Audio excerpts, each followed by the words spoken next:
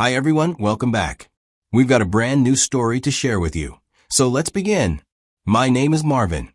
Trust is a fragile thing that takes years to build and seconds to destroy.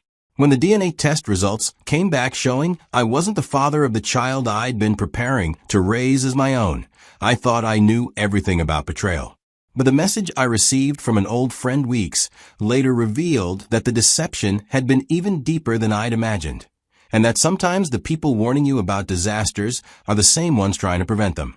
Stephanie and I had been together for 5 years when she told me she was pregnant. 5 years that had slowly evolved from casual dating into a serious partnership that felt ready for the next level. We'd moved in together 2 years earlier, combining our belongings and our lives in the kind of natural progression that happens when two people genuinely care about each other and want to build something lasting. Those 5 years had been good to us. Stephanie worked as a dental hygienist at a busy practice downtown, and I was an operations manager for a regional shipping company that handled logistics for businesses throughout the tri-state area. We both had stable careers that provided financial security without being so demanding that they consumed all of our time and energy. Our relationship had developed at a comfortable pace that felt right for both of us. We'd met at a friend's birthday party, discovered we had similar interests, and built our connection through shared experiences while gradually increasing emotional intimacy. Neither of us was in a rush to reach relationship milestones, preferring to let things develop naturally rather than forcing timelines or commitments we weren't ready for. Moving in together had been Stephanie's suggestion after we'd been dating for 3 years. She'd been renting a small apartment that was convenient to her work but expensive for what it offered. And I owned a 3-bedroom house in a quiet neighborhood that had more space than I needed for myself. The arrangement made financial sense for both of us, while also allowing us to take the next step in our relationship. The transition to living together had been smoother than either of us had expected. We'd been spending most nights together anyway, so combining our households was more about logistics than about adjusting to new relationship dynamics. Stephanie brought her furniture, her books, her collection of houseplants, and her cat Oliver, while I made space in my house for the life we were building together. Stephanie was a naturally nurturing person who seemed to enjoy creating a warm, comfortable home environment. She would cook elaborate meals on weekends, tend to her plants with the kind of dedication that turned our house into a green oasis, and host dinner parties that brought our friends together in ways that strengthened our social connections and sense of community. I appreciated her domestic skills and her ability to transform my bachelor pad into a real home, but what I valued most was her emotional support and partnership. She encouraged my professional goals, listened patiently to my work frustrations, and provided the kind of steady, reliable companionship that made every day better just because she was part of it. When Stephanie told me she was pregnant, my reaction was immediate and overwhelming joy. We had talked about having children someday, and while the pregnancy hadn't been planned, it felt like the natural next step in our relationship. I was excited about becoming a father and thrilled that we would be starting a family together. Stephanie seemed equally happy about the pregnancy, though she was also nervous about the changes it would bring to our lives and our relationship. She had always been a planner who liked to have control over her circumstances, and an unplanned pregnancy represented the kind of unpredictability that made her anxious even when she was excited about the outcome. I threw myself into the role of expectant father with enthusiasm and dedication. I read books about pregnancy and childbirth, attended doctor's appointments with Stephanie whenever possible, and began preparing our house for the arrival of our baby. I converted the spare bedroom into a nursery, researching cribs and car seats and all the equipment we would need to provide a safe, comfortable environment for our child. As Stephanie's pregnancy progressed and her due date approached, I became even more convinced that she was the woman I wanted to spend my life with and raise children with. Watching her handle the physical and emotional challenges of pregnancy with grace and strength made me admire her even more and feel more confident about our future as a family. By her 7th month, I felt ready to make our commitment official and proposed to her with an engagement ring I had chosen carefully based on her preferences and style. Her acceptance was enthusiastic and emotional, and we immediately began planning a wedding that would take place shortly after our baby's birth.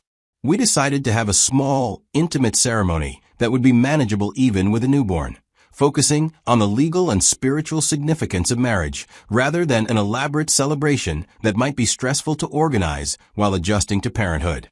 The timing would allow us to become husband and wife while our child was still very young, creating the kind of stable family structure we both wanted. I took care of Stephanie throughout the entire pregnancy process, supporting her through morning sickness, helping with household tasks that became difficult as her mobility decreased, and providing emotional reassurance during moments when she felt overwhelmed by the changes happening to her body and our life together.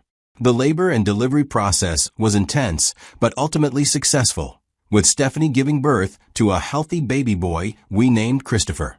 Holding my son for the first time was one of the most powerful emotional experiences of my life, and I felt an immediate, overwhelming love for this tiny person who represented the future Stephanie and I were building together. During the routine medical tests that are performed on all newborns, I made a decision that would change everything between us. I asked the hospital staff to include a DNA test among the standard procedures, something I could do discreetly without Stephanie's knowledge or consent. I want to be clear that I had no specific reason to doubt that Christopher was my biological child. There were no obvious warning signs in Stephanie's behavior, no evidence of infidelity, and no circumstances that had raised red flags about her faithfulness during the pregnancy. My decision to request the DNA test was more about covering all bases and ensuring legal clarity than because I genuinely suspected deception. But when the results came back several days later, they revealed information that shattered my understanding of everything I thought I knew about my relationship with Stephanie and the family we had just created.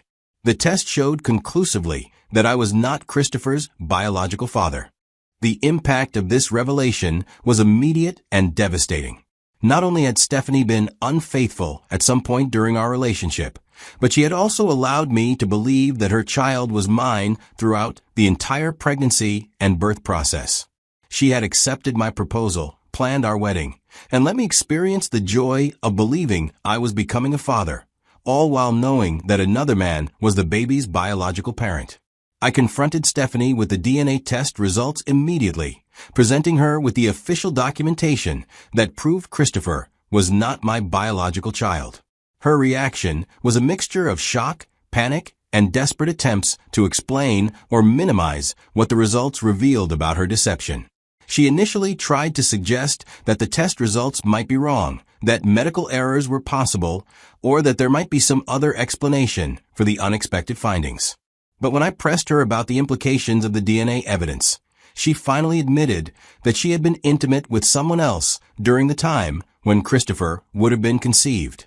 I told Stephanie that she needed to leave my house immediately, that our engagement was over, and that I couldn't continue any kind of relationship with someone who had deceived me so completely about something so fundamental.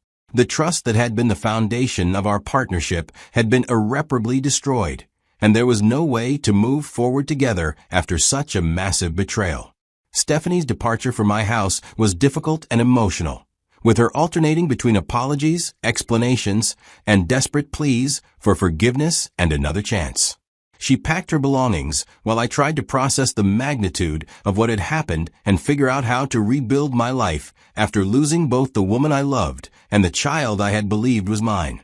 The news of our engagement cancellation spread quickly through our social circle, as these things inevitably do when a wedding that people have been anticipating suddenly gets called off. Most of our friends and family members were shocked by the sudden end of what had appeared to be a stable, happy relationship, and many of them reached out to offer support and ask what had happened.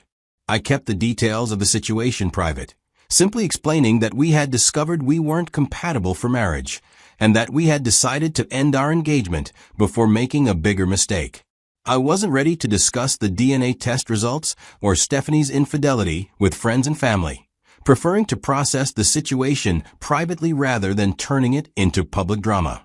But several weeks after Stephanie had moved out and I was beginning to adjust to living alone again, I received a message that provided additional context about what had happened and how long the deception had been going on. The message came from Jessica, who had been a mutual friend of both Stephanie and me, but had grown closer to Stephanie over the years. Jessica and Stephanie had been friends and had maintained their friendship for years, though I had noticed that their relationship had become more distant recently for reasons I hadn't understood. In her message, Jessica told me that she had been aware of Stephanie's ongoing contact with her ex-boyfriend throughout our relationship and had repeatedly advised her to make a choice between us rather than trying to maintain relationships with both men simultaneously. According to Jessica, she had warned Stephanie that her deception would eventually be discovered and that she was being unfair to everyone involved. Jessica praised me for being smart enough to figure out what was really happening, apparently assuming that I had discovered Stephanie's deception through careful investigation rather than through a routine DNA test that had revealed information I hadn't been specifically looking for. She explained that she had told Stephanie multiple times to end things with one of the men in her life, arguing that trying to keep both relationships going was dishonest and unsustainable. But according to Jessica, Stephanie had responded to this advice by quarreling with her and defending her right to keep her options open until she was ready to make a final decision. This information provided important context about the timeline and scope of Stephanie's deception. Rather than a single instance of infidelity during our relationship, it appeared that she had been maintaining some level of connection with her ex-boyfriend for much longer, possibly throughout our entire time together. Jessica's message also explained why their friendship had become strained recently. Jessica had apparently grown tired of watching Stephanie deceive me and had distanced herself from the situation rather than continue to be complicit in the deception or risk further conflict with Stephanie about her choices. While I appreciated Jessica reaching out to provide this information, I wasn't entirely sure how much of her account I could trust. People's memories of conversations and conflicts can be unreliable, especially when they're trying to justify their own behavior or position themselves favorably after a situation has exploded. But whether Jessica's version of events was completely accurate or not, the fundamental reality remained the same. Stephanie had deceived me about Christopher's paternity and had apparently been maintaining some kind of relationship with her ex-boyfriend while building a life with me. The additional information Jessica provided did help me understand that Stephanie's deception had been more systematic and long-term than I had initially realized. Rather than a momentary lapse in judgment or a brief period of uncertainty, it appeared that she had been deliberately managing multiple relationships for an extended period while allowing me to believe I was her only romantic partner.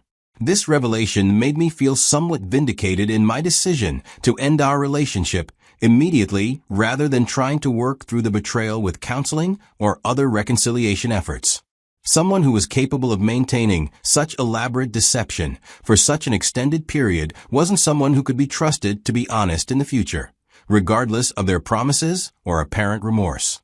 In the months that followed, Stephanie made numerous attempts to reconnect with me and convince me to give our relationship another chance. She would call, send letters, and occasionally show up at my house trying to discuss what had happened and explore possibilities for reconciliation. Her efforts to get back into my life were persistent and emotionally manipulative, alternating between appeals to our shared history, promises of complete honesty in the future, and attempts to minimize the significance of what she had done. She would argue that Christopher was still the same child regardless of his biological parentage, and that we could build a family together based on love rather than genetics. But I was sure that our relationship wasn't coming back, regardless of how persistent her efforts were or how convincing her promises might sound. The foundation of trust that had supported our partnership for 5 years had been completely destroyed, and I couldn't imagine a way to rebuild it after learning the extent of her deception. The experience of discovering Stephanie's betrayal and ending our relationship taught me valuable lessons about the importance of honesty and transparency in intimate partnerships. It also showed me how people can compartmentalize their emotions and maintain elaborate deceptions while appearing to be completely committed to their primary relationship. Looking back on our years together, I can see warning signs that I chose to ignore or rationalize away. Stephanie's occasional defensiveness when I asked about certain aspects of her social life, and her reluctance to fully integrate our lives in certain ways, might have been indicators of the secret relationship she was maintaining. But ultimately, I realized that my failure to detect her deception wasn't a reflection of my inadequacy as a partner or my naivety about relationships. Someone who is determined to maintain multiple relationships while appearing committed to one can be incredibly skilled at managing the logistics and emotional complexity required to keep such deceptions going. The DNA test that revealed Christopher wasn't my biological child had saved me from years of unknowingly raising another man's child while being married to someone who had never been fully committed to our relationship. While the discovery was devastating, it had also freed me from a situation that would have been built on lies and false pretenses. Today, I'm grateful that the truth was revealed when it was, even though the process was incredibly painful. The woman who had deceived me about something so fundamental had shown me that some betrayals are too extensive to forgive, and that some relationships are too damaged to salvage. The message from Jessica had provided additional context that confirmed the systematic nature of Stephanie's deception, but it hadn't changed my decision about ending our relationship. Whether the betrayal had lasted months or years, whether it had been primarily emotional or physical, the fundamental reality was that Stephanie had chosen to deceive me about the most important aspects of our life together. Christopher deserved to know his real father and to be raised by people who could be honest about his origins. Stephanie deserved to be with someone who could forgive her betrayal or who was comfortable with the kind of relationship flexibility she apparently needed. And I deserved to build a life with someone who was genuinely committed to honesty, loyalty, and the kind of partnership that doesn't require DNA tests to verify its foundations. The walkout after that DNA test wasn't just leaving a relationship. It was walking away from a life built on lies and toward the possibility of something authentic and real. Sometimes the truth is devastating, but it's always better than living a beautiful lie that will eventually crumble under the weight of its own deception.